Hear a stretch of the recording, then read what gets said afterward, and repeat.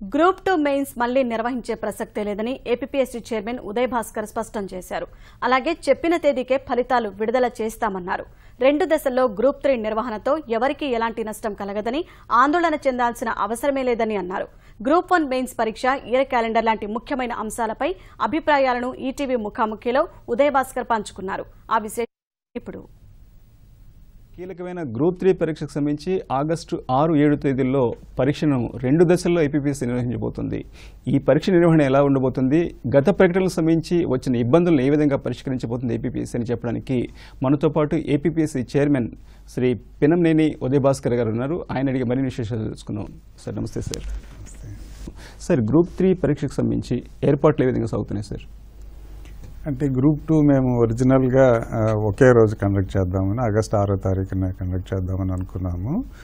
కానీ మొన్న గ్రూప్ 2 ఏదైతే ఉందో దాని ఎక్స్పీరియన్స్తో అది కాకుండా ఇప్పుడు 1055 పోస్టులు ఉండటం వలన 52,500 మందిని మేము ఒకేసారి ఎగ్జామ్ కండక్ట్ చేయాల్సి వస్తుంది. 6వ తారీఖుని 9 జిల్లాలకి, ఈ 7వ తారీఖు 4 జిల్లాలకి మేము ఈ ఎగ్జామినేషన్ కండక్ట్ చేయడం జరుగుతుంది. ఇన్ కేస్ ఆ జిల్లాలో కనుక మాకు ఆన్లైన్ ఎగ్జామ్ కండక్ట్ చేయడానికి తగిన సిస్టమ్స్ లేకపోతే పక్క జిల్లాలో మేము అడ్జస్ట్ చేయడానికి మాకు వీలు పడింది.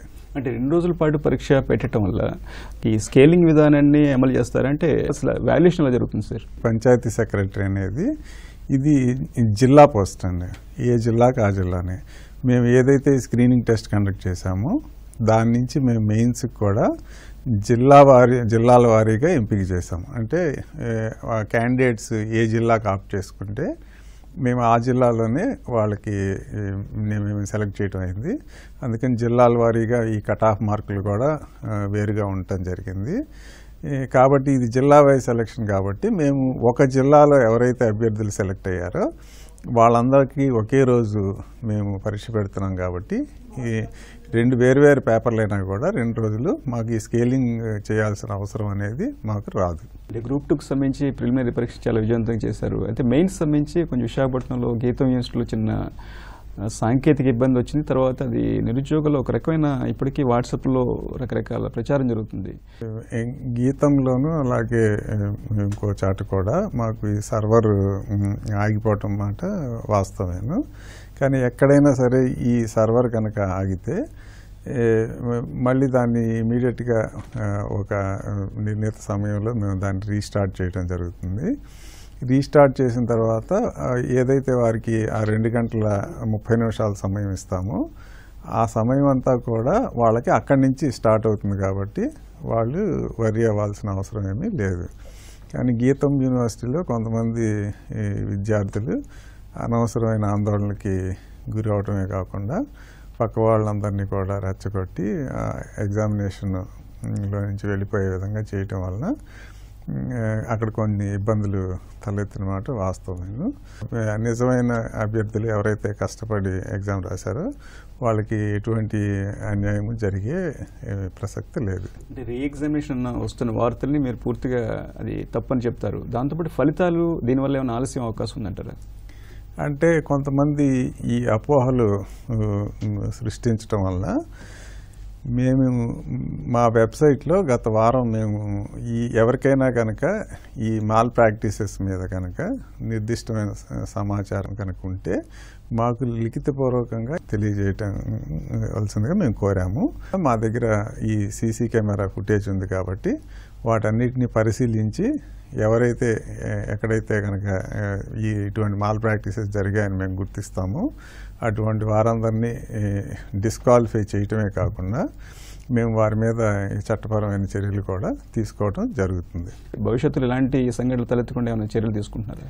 ఇప్పటి వరకు మేము చేసిన దాని మీద అంతా కూడా రివ్యూ చేసి భవిష్యత్తులో ఎటువంటి అయినా ఇబ్బందులు కనుక వస్తే వాటన్నిటిని ఏ విధంగా చర్యలు తీసుకోవాలనేది మేము ఎవరైతే గ్రౌండ్ స్టాఫ్ ఉంటారో ఎగ్జామినేషన్ సెంటర్స్లో వాళ్ళందరితో కూడా మేము ఒక రివ్యూ మీటింగ్ పెట్టి వాళ్ళకి నిర్దిష్టమైన సూచనలు ఇవ్వటం జరిగింది. మరో 15 రోజుల్లో చాలా కీలకమైన గ్రూప్ 1 సంబంధించి మెయిన్స్ పరీక్ష కూడా పెట్టబోతున్నారు. దీనికి సంబంధించిన ఏర్పాట్లు కానీ ఎలా ఉంది సార్? మిగతావన్నీ కూడా ఆబ్జెక్టివ్ టైప్ ఎగ్జామినేషన్. ఈ గ్రూప్ 1 మెయిన్స్ అనేది డిస్క్రిప్టివ్ ఎగ్జామినేషన్. క్యాండిడేట్ సెలెక్ట్ ఎవరైతే మెయిన్కి అయ్యారో వాళ్ళ సంఖ్య కూడా చాలా తక్కువ కాబట్టి మేము 4 సెంటర్లోనే వీళ్ళకి ఇవ్వటం జరుగుతుంది. ఒకటి విజయవాడ, విశాఖపట్నం, తిరుపతి, అనంతపూర్ కానీ ఇలా 4 సెంటర్లో మేము పెట్టి అక్కడే కండక్ట్ చేయడం జరుగుతుంది. సార్ మీ హైలో 98 సంబంధించిన నోటిఫికేషన్ సంబంధించి వివాదాన్ని ఒక కొలికి తీసుకొచ్చారు. 2011కు సంబంధించి కూడా ఒక కొలికి తీసుకొచ్చారు. అయితే చివరి నిమిషంలో ఇంటర్వ్యూల విషయంలో కొంచెం తడబాటు ప్రస్తుతం మళ్ళీ ఎప్పుడు జరుగుతుందన్న ఎవరికి తెలియని పరిస్థితిలో ఉంది. 99 గ్రూప్ 2కి సంబంధించి ఈ న్యాయపరమైన చిక్కులన్నీ అయిపోయినాయి. సుప్రీంకోర్టు కూడా నిర్దిష్టమైన తీర్పు ఇవ్వడం జరిగింది. మేము ఏదైతే సుప్రీంకోర్టు తీర్పు ఉందో దాని ప్రకారం మేము మాకున్న ప్రస్తుతం ఉన్న డేటాని ఉపయోగించుకొని ఆ యూనిట్ లిస్టులని కూడా కన్సర్న్ డిపార్ట్మెంట్స్కి పంపించడం జరిగింది. సో ఇంకా కొంతమంది మిస్లేనియస్ పిటిషన్లు కానీ కొత్తగా పోయేలు కానీ వేసున్నారు. వాటన్నిటినీ కూడా క్లియర్ చేసి ఫైనల్గా ఇంకొక అయిన తర్వాత ఫైనల్ లిస్ట్ కూడా మేము పంపించడం జరుగుతుంది.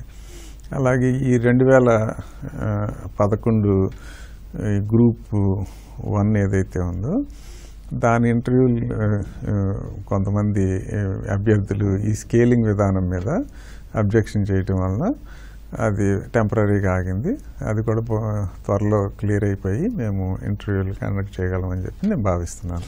సరే, ఈ ఇయర్ క్యాలెండర్ సంబంధించి మీరు చాలా చొరవ తీసుకున్నారు. దానికి సంబంధించి అసలు ప్రక్రియ ఎంతవరకు వచ్చింది, అసలు ఎన్ని ఖాళీలు ఉన్నాయన్నది, ఇయర్ క్యాలెండర్ వచ్చే అవకాశాలు ఎప్పుడు ఉన్నాయంటారు?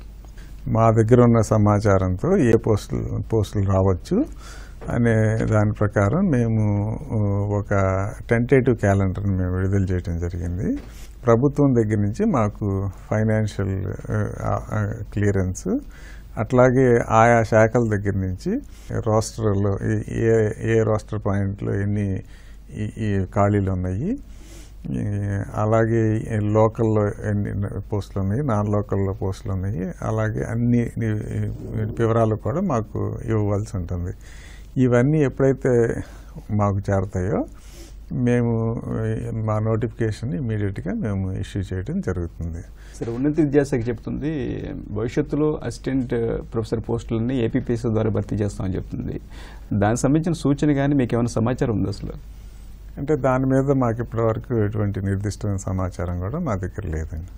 ఏపీపీఎస్సీ విజయవాడకి అమరావతికి ఎప్పుడు రాబోతుంది సార్? విజయవాడలో కొత్తగా కడుతున్నటువంటి R&B బిల్డింగ్లో మాకు స్పేస్ అలాట్ చేయడం జరిగింది. బహుశా ఆ బిల్డింగ్ మాకున్న సమాచారం ప్రకారం సెప్టెంబర్ ఆఖరికి కంప్లీట్ అవ్వచ్చు. ఆ బిల్డింగ్ కంప్లీట్ అవ్వగానే మేము మా మేజర్ యాక్టివిటీస్ అన్నీ కూడా హైదరాబాద్ నుంచి విజయవాడకి షిఫ్ట్ చేయడం జరుగుతుంది.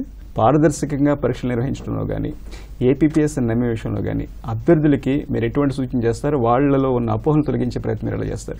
గతంలో ఈ ఎక్సెప్ట్ ఈ గ్రూప్ 1కి తప్పితే మిగతా వేటికి కూడా ఈ స్క్రీనింగ్ టెస్ట్ విధానం అనేది లేదు. మేము దీన్ని కొత్తగా తీసుకురావడం జరిగింది. ఈ గ్రూప్ 2 కానీ ఇవన్నీ కూడా 6.5 లక్షల మంది రాస్తే మేము 49,000 మందికి స్క్రీన్ చేసి తీసుకురావడం జరిగింది. నాన్ సీరియస్ క్యాండిడేట్స్ అందరినీ ఎలిమినేట్ చేసి మేము అభ్యర్థుల సంఖ్యను తగ్గించి పూర్తి సీసీ కెమెరాలు పర్యవేక్షణలో మేము అలాగే ఆన్లైన్ విధానంలో చేయటం వలన ఈ పూర్తి పారదర్శకంగా జరుగుతుందని చెప్పి నేను భావిస్తున్నాను. Thank you sir. ప్రభుత్వం వివిధ పోస్టులకు సంబంధించి ఆర్థిక శాఖ అనుమతితో పోస్టుల వివరాలన్నీ ఇచ్చిన తర్వాత ఇయర్ క్యాలెండర్ అమలు విషయంలో తాము ముందుకు వెళ్తామని, అదేవిధంగా పరీక్షలను పారదర్శకంగా నిర్వహించే విషయంలో తాము ఎప్పటికీ అంకిత భావంతో పనిచేస్తామని చెప్పి ఉదయభాస్కర్ గారు చెప్తున్నారు.